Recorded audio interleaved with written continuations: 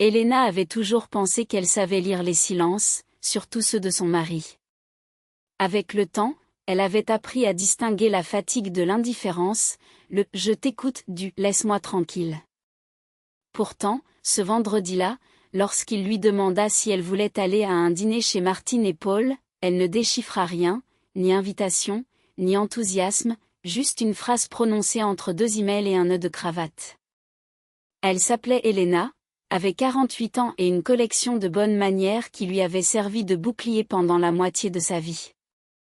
Elle était celle qui arrivait 5 minutes en avance, qui n'oubliait jamais les anniversaires, qui dressait la table le dimanche et qui avait appris à sourire à la famille de Ricardo, même lorsque son envie était de disparaître dans sa chambre et de se fermer à l'intérieur. Cela faisait des années que c'était ainsi.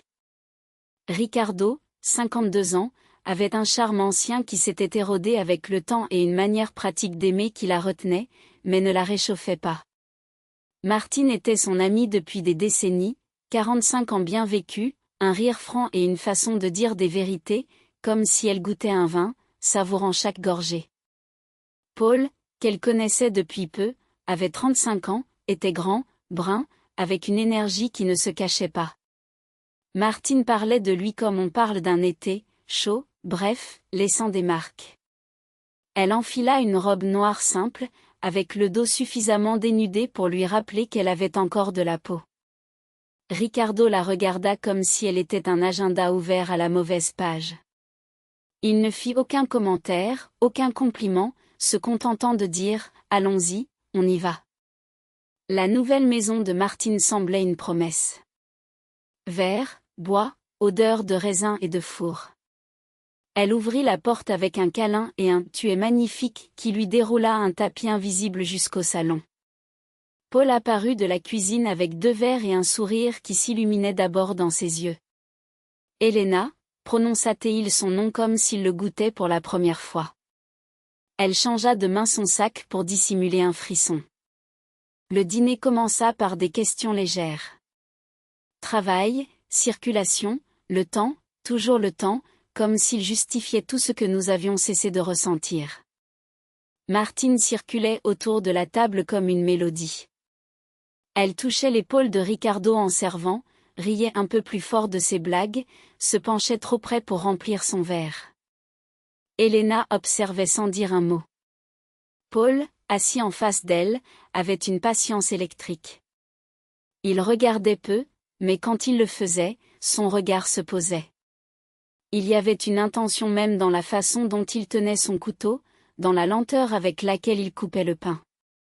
Les nouvelles maisons, proposa Martine, et les vieilles amitiés. La patience de ceux qui nous supportent, ajouta Ricardo avec son humour sec qui la faisait se sentir mobile. Et c'est ce que nous ne savons pas encore qui va se passer, dit Paul en la regardant. Elle but du vin aux notes de fruits mûrs et une audace qui lui monta au visage. La conversation glissa vers les voyages, puis vers les restaurants, et enfin vers les couples. Martine avait une théorie pour tout et une provocation pour chaque théorie. Savez-vous quel est le problème des couples, commença-t-elle, le menton sur le dos de sa main, c'est qu'ils pensent que la passion sait retrouver son chemin toute seule. Ricardo sourit avec condescendance. Elle réaligna les couverts, un geste qu'il organisait quand le monde la désorganisait. Et toi, Elena ? Que fais-tu pour que la passion ne se perde pas ? demanda Martine. Elle allait répondre, je fais le dîner du dimanche, mais ce tu attends. Paul se pencha légèrement, juste assez pour que leur côté de la table devienne un petit secret. Parfois, il suffit que quelqu'un nous rappelle que nous sommes encore vus, dit-il. La pointe de son pied toucha le sien sous la table, sans le vouloir ou peut-être le voulait-elle. Le contact ne s'éclipsa pas, il resta. Ce n'était pas un effleurement timide, c'était une présence. Son corps enregistra d'abord que sa tête. Elle retira son pied, puis le reposa. Il l'attendit. Quand elle se rapprocha à nouveau, il n'y eut aucune hésitation de son côté. Le monde entier tenait dans cet espace étroit entre le tissu de sa robe et la fermeté de sa jambe. Elle resta là, feignant d'écouter une histoire de Ricardo sur une conférence quelconque, tandis qu'une ligne chaude lui montait des chevilles jusqu'à la poitrine. Martine percevait les choses, elle avait toujours su. Elle se leva, ramassa les assiettes, parla d'un vin spécial qu'elle gardait dans la cave. « Ricardo, aide-moi à choisir. » Il se leva sans la regarder, comme s'il acceptait une tâche. Ils se retrouvèrent seuls, elle et Paul, avec la bougie dansant dans un courant d'air que personne ne sentit. « Tu vas bien ?» demanda-t-il. « Oui. » On dirait que non. « Comment ça se voit ?»« Ça se voit. » Il riait avec les yeux, pas avec la bouche. Il y a des rires qui nous déshabillent plus que des mains. Elle avait l'impression que son nom n'avait jamais été aussi entier que dans ce « Helena » qu'il avait gardé pour le silence suivant. Elle sentit qu'elle pouvait se lever, aller aux toilettes, se laver le visage, demander à Martine un comprimé pour un mal de tête, inventer une sortie digne. Au lieu de cela, elle resta. Paul n'avait pas de hâte. Sa main monta de la table jusqu'au verre, du verre jusqu'à la serviette, de la serviette jusqu'à presque son poignet. Et il s'arrêta avant le contact, comme s'il demandait sans voix. « Puis-je » Elle répondit par un souffle. Quand la peau toucha la peau, ce ne fut pas un choc, mais une reconnaissance, un simple contact, deux doigts s'assurant pendant un instant suffisant pour qu'elle se rappelle ce que tant de choses lui avaient fait oublier. Elle avait un corps et le corps avait une mémoire. « Si tu pars maintenant, je comprends, » murmura-t-il. « Mais je comprends aussi si tu restes. » Elle allait répondre quand Martine apparut avec la bouteille et Ricardo derrière, jouant avec le bouchon, comme quelqu'un qui joue avec une certitude. Paul recula si naturellement que sa main resta dans l'air, coupable de ce que personne n'avait vu. Martine remplit les verres, prit place à côté de Ricardo et, avec la légèreté de quelqu'un qui commente un dessert, lança « Je vous ai déjà dit que j'ai hâte de savoir ce qui arrive aux couples quand ils échangent leurs habitudes. » « Tu veux dire voyager plus ?» demanda Ricardo distrait. « Ou échanger de lit pour une nuit ?» dit-elle. Et elle ne trembla pas, car elle était préparée au froid, pas au feu. Son rire sortit aigu, Paul ne rit pas Ricardo, qui analysait tout, dit simplement « À qui fait ça, Martine ?» Elle posa son menton sur l'épaule de Ricardo, un geste trop intime pour une conversation innocente. Elle sentit quelque chose de vieux craquer à l'intérieur, un mélange de jalousie et de libération. Parfois, pour qu'un oiseau sorte de sa cage, quelqu'un doit ouvrir la porte, d'autres fois, il faut incendier la cage. Le dîner s'étira, on parla des règles que les couples inventent, des limites, de la confiance. Ricardo contribua avec des théories, des équations morales, comme si la passion pouvait tenir dans un graphique. Elle, silencieuse, comptait les battements. Martine était le vent, soufflant où elle voulait. Paul, lui, était la marée, venant, se retirant, et quand il revenait, il apportait du sel. Ils allèrent dans le salon, Jess un volume qui nous apprenait à chuchoter. Martine demanda à Ricardo de lui montrer les photos de son téléphone d'un ancien voyage. Ils s'assirent ensemble, trop près, riant de souvenirs où elle n'était pas. Paul lui servit plus de vin. Elle aurait dû dire non. Elle dit, peut-être que je bois. Oui. Il y a des choses qui ne se disent pas, dit-il en la regardant un instant. Elles se font. Et il y a des choses qui ne se font pas, répondit-elle jusqu'à ce que quelqu'un leur rappelle que la vie n'est pas seulement prudence. Le mot prudence dans sa voix lui parut un vêtement qui la serrait au mauvais endroit. Elle se dirigea vers le balcon pour respirer. La nuit avait une odeur de raisin et de jardin mouillé. Elle sentit ses pas sans les entendre. Elle appuya ses mains sur la balustrade froide, comme si elle cherchait une limite physique à une frontière qui disparaissait en elle. Helena, se retourna-t-il. Il était assez près pour qu'elle voie de petites choses. La ligne de sa mâchoire, une marque claire sur sa lèvre inférieure, une mèche de cheveux en désordre, des détails que l'on remarque seulement quand il est trop tard. Tu n'as rien à prouver à personne, dit-il. Ni à lui, ni à moi. Je sais. Alors, que fais-tu? Elle sourit de travers, un rire de quelqu'un qui ne sait pas si elle tombe ou se relève. Je reste. Elle ne savait pas comment la distance entre un mot et une bouche pouvait être si courte. Le premier contact fut rapide, presque une erreur corrigée au moment où elle se produisit. Le second ne fut plus une erreur et au troisième, il y avait déjà de la vérité. Ce n'était pas violent, c'était sûr. Un baiser non pas de celui qui vole, mais de celui qui rend. Sa main monta à sa nuque. Elle retint son souffle et quand elle le relâcha, elle n'était plus la même. Elle s'éloigna d'un pas, de culpabilité. C'est moi qui ai commencé. Je sais, dit-il. Et j'arrête. Il s'arrêta. La générosité lui fit plus mal que l'impulsion. Elle retourna à l'intérieur, se lava le visage, arrangea ses cheveux, remit le masque d'Helena qui sait être. Martine allumait une autre bougie. Ricardo répondait à un message, satisfait de son propre reflet dans la vitre de la porte. Elle s'assit, but de l'eau, retint le tremblement dans ses mains avec la pratique de quelqu'un qui avait déjà tremblé trop souvent en public. Martine lui sourit avec une précision qui faisait peur. « Tout va bien ? » « Oui, » répondit-elle. « Tout est différent. » Elle lui fit un clin d'œil, comme pour dire « Je sais ». Ricardo se leva, s'étira, dit qu'il commençait à se faire tard. Paul ramassa les assiettes et demanda si quelqu'un voulait du café.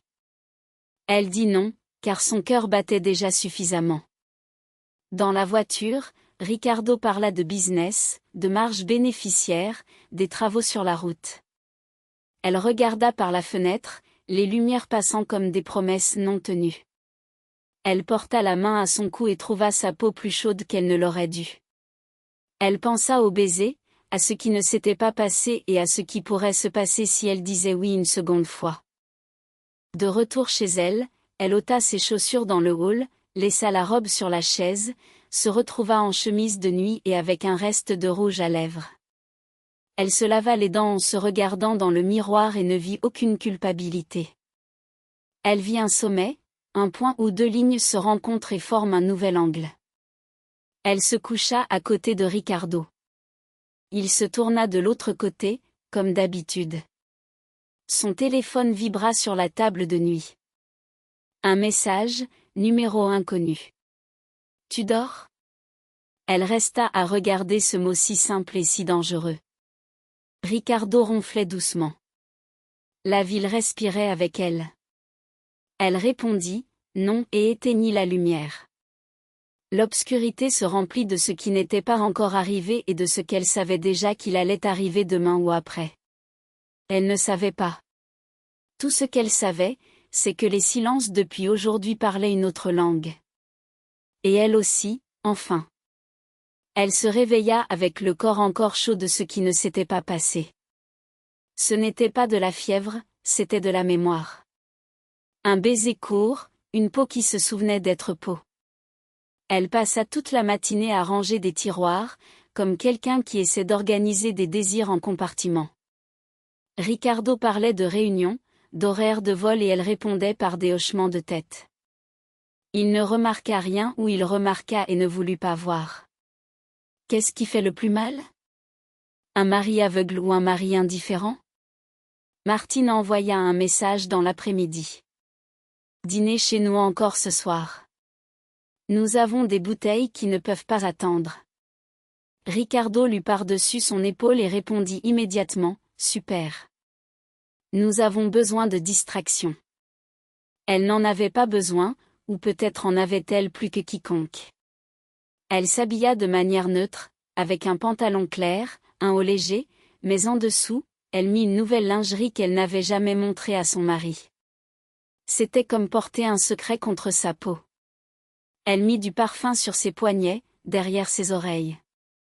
En sortant, Ricardo commenta simplement, « Ne tarde pas, demain je me lève tôt. » Elle avala un rire amer. La maison de Martine embaumait les épices et le vin ouvert. La lumière tamisée créait une atmosphère chaleureuse et accueillante.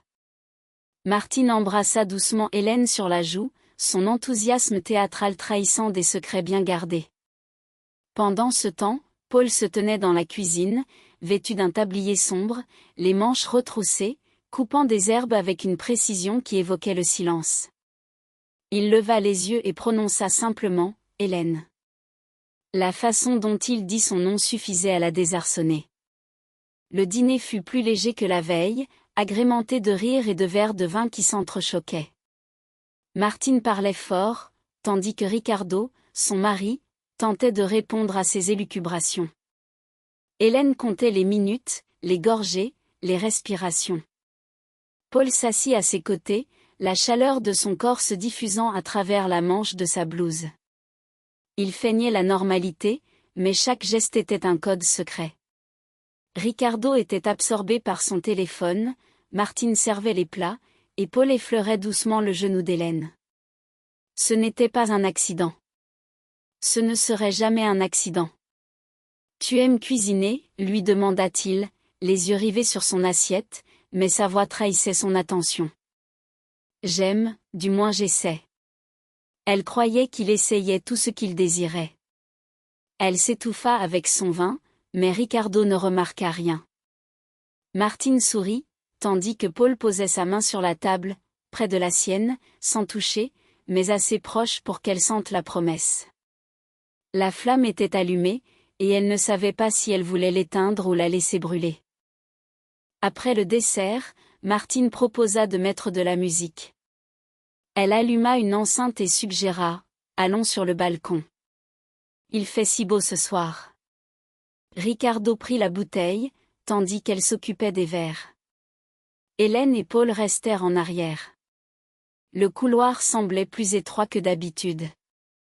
Il s'arrêta à ses côtés, baissant la voix. « Tu penses encore à hier ? Tu ne devrais pas. Et toi ? » La question se posa sur elle comme un baiser. Elle ne répondit pas, se contentant de respirer plus vite. Il s'inclina et effleura ses lèvres contre son oreille. « Tu ne devrais pas porter un parfum si dangereux. » Un frisson la parcourut. Elle avança d'un pas, mais son corps le suivit comme une ombre collée. « Hélène, regarde-moi. » Elle le fit. Ce qu'elle vit était un désir sans honte. Un homme plus jeune, certes, mais pas un garçon. Un homme qui savait ce qu'il voulait, et en ce moment, il la voulait. Martine appela depuis le balcon. « Hélène, tu viens ? » Elle répondit, « J'arrive. » Sa voix tremblait. Paul esquissa un sourire en coin, et elle comprit qu'il avait déjà gagné la moitié de la bataille. Sur le balcon, Ricardo parlait affaires. Martine riait aux éclats, s'approchant de lui d'une manière qui lui faisait mal et la libérait en même temps. Pendant ce temps, Paul se tenait discrètement derrière elle, sa main frôlant presque son dos, à 1 centimètre de distance, ce qui la brûlait plus que s'il l'avait saisie. Elle buvait du vin pour masquer sa respiration. Ricardo semblait heureux de l'attention de Martine. Elle observa son rire, un rire qui ne résonnait plus à la maison depuis des années, et elle en ressentit la cruauté. Ce qui lui manquait, il le trouvait dans les yeux d'une autre. Ce qu'il lui refusait, un autre homme le lui offrait en silence. Martine posa sa main sur la cuisse de Ricardo. Hélène le vit. Il ne la repoussa pas. Paul le remarqua également, s'approchant d'elle jusqu'à ce que son épaule frôle la sienne. Cela suffisait pour qu'elle comprenne que tous sur ce balcon jouaient le même jeu, chacun à sa manière. De retour dans le salon, Martine proposa de danser. Juste une pour digérer le dîner. Elle mit une musique lente, exagérée, et tira Ricardo vers le centre. Il résista 2 secondes avant de céder. Hélène resta assise, le verre à la main, à regarder son mari tourner une autre femme sans protester. Martine dansait comme si elle était la sienne. Paul tendit sa main vers Hélène. « Tu acceptes ? Je ne sais pas danser. Je vais t'apprendre. » Sa main était ferme, chaude. Il la leva sans effort. L'autre main se posa sur sa taille, trop bas pour être innocent, trop sûr pour être une erreur. Elle fit un premier pas maladroit. Il la guida. Son corps se colla au sien, et elle réalisa combien elle désirait ce contact.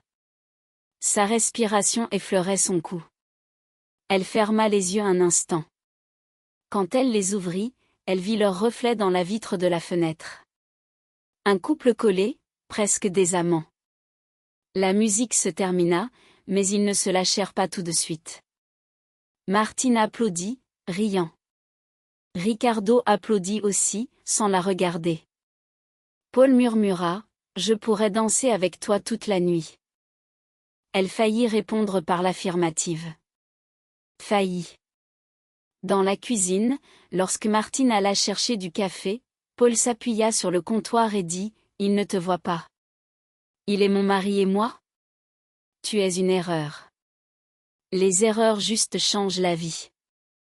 Sa proximité était vertigineuse. Elle aurait dû partir. Elle resta. Martine revint avec un plateau, et le moment se dissipa, mais ne disparut pas. Il resta suspendu dans l'air, comme l'odeur d'un fruit mûr. La nuit se termina tard. Dans la voiture, Ricardo parla peu. Il était distrait, peut-être fatigué, peut-être satisfait de l'attention de Martine. Hélène appuya sa tête contre la vitre, regardant les lumières de la ville défiler. Le silence entre eux n'était pas de la paix. C'était une absence. Elle se remémora le toucher de Paul, son regard, la danse. La culpabilité se mêlait à un désir nouveau, féroce. De retour chez elle, elle se déshabilla lentement.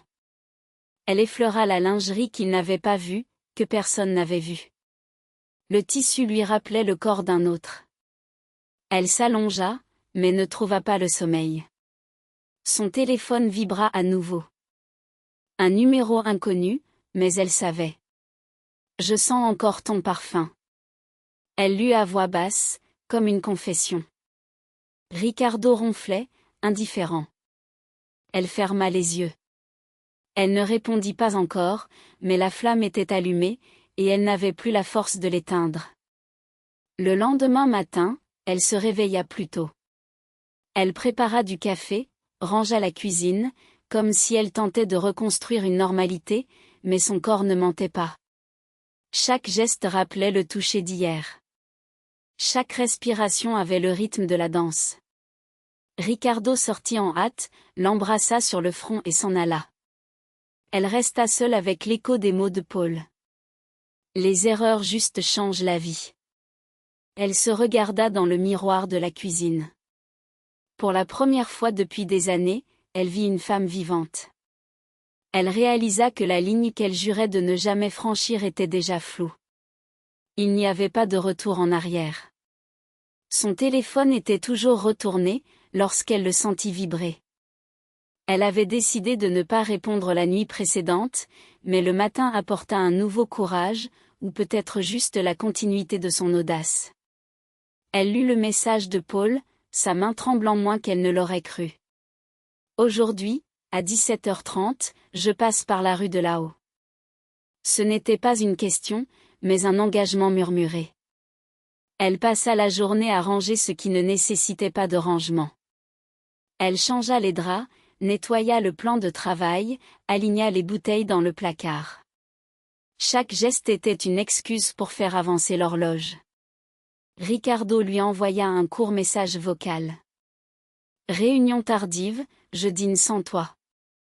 Elle ressentit un mélange d'allègement et de colère. La liberté donnée par l'abandon n'est pas une liberté, c'est une absence. À 5 heures, elle attacha ses cheveux en un chignon négligé qui laissait sa nuque à découvert. Elle enfila une chemise blanche à boutons qui s'ouvrait lentement et une jupe qui épousait ses hanches sans demander la permission. Elle ne mit pas de collier. Elle voulait sa peau nue, disponible. Le parfum ne se trouvait que sur ses poignets et derrière ses oreilles. Elle se regarda dans le miroir sans pitié. 48 ans, des rides fines au coin de la bouche, une tache de soleil sur l'épaule gauche, la fermeté que la discipline lui avait redonnée, la courbe où la vie l'avait touchée et laissée. Elle vit la beauté, pas celle ronde de la jeunesse, mais celle qui sait exactement où commence son feu. Paul se gara sans klaxonner. Elle descendit les escaliers avec des pas qui savaient pourquoi. Le reflet dans la vitre de la voiture était celui qu'elle voulait garder. Une femme en mouvement. Elle entra. Il prononça son nom comme on ouvre une fenêtre. Hélène ne demanda pas si elle était sûre. Ses yeux étaient la certitude. Le trajet fut court, mais le silence avait la densité juste. Rien à expliquer, tout à venir. Elle reconnut la rue de Martine et ne réalisa que maintenant qu'elle était de retour chez elle. Il lui sourit en coin, complice. Martine est sortie. Je peux utiliser la cuisine pour préparer quelque chose. Et puis, presque dans un murmure, elle comprend plus que ce que nous laissons voir. Elle entra dans le salon, et l'odeur de la maison la frappa. Bois, vin, fleurs d'oranger. Paul ferma la porte doucement, comme pour étouffer un bruit. Ils restèrent figés un instant. Son corps avait déjà avancé avant elle. Sa main se dirigea d'abord vers ses cheveux, défaisant le chignon d'un geste qui ne demandait pas pardon. Elle sentit la légèreté de ses cheveux tomber sur ses épaules, avec elle, une sorte de commencement. « J'ai passé la journée à imaginer ta nuque », dit-il sans métaphore. La nuque est un endroit qui ne ment pas. Lorsqu'il effleura la pointe de ses doigts à cet endroit, un frisson remonta le long de sa colonne, doux comme un bon frisson. Paul s'inclina et posa ses lèvres là où ses doigts avaient réchauffé. Elle ferma les yeux. Sa peau réagit avant toute morale.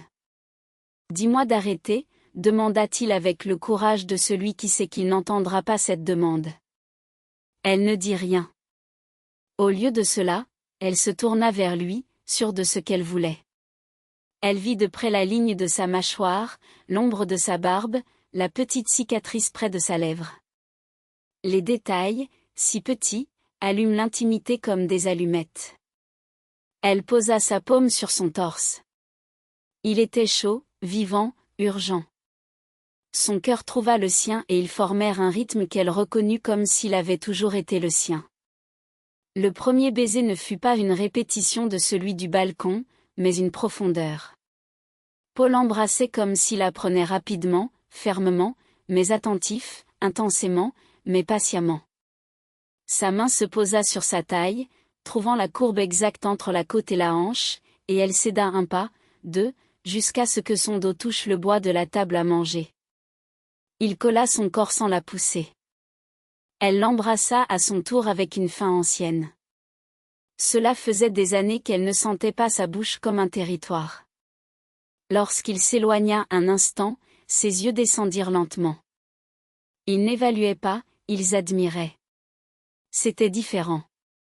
Son regard parcourut son corps comme une main le ferait. Clavicule, la lumière que la peau renvoyait. Le dessin des épaules, les boutons de la chemise. 1, 2, 3. Une promesse de chemin. Elle inspira profondément pour faire briller sa peau. Paul sourit sans culpabilité. « J'aime te voir habiter ton corps, » dit-il. Ses doigts touchèrent le premier bouton de la chemise. Ils n'ouvrirent pas, attendirent. Elle leva sa main vers la sienne et guida. Le petit son du bouton qui se détachait lui sembla une cloche. Le deuxième, le troisième. La chemise s'ouvrit comme un rideau laissant entrer la lumière nécessaire. Il n'y avait pas de précipitation, et pourtant tout était maintenant. Lorsque sa paume se posa sur son flanc, elle ressentit quelque chose de simple et d'immense. Appartenance, non à un autre, mais à elle-même. Son toucher lui rappelait qu'elle était la maison.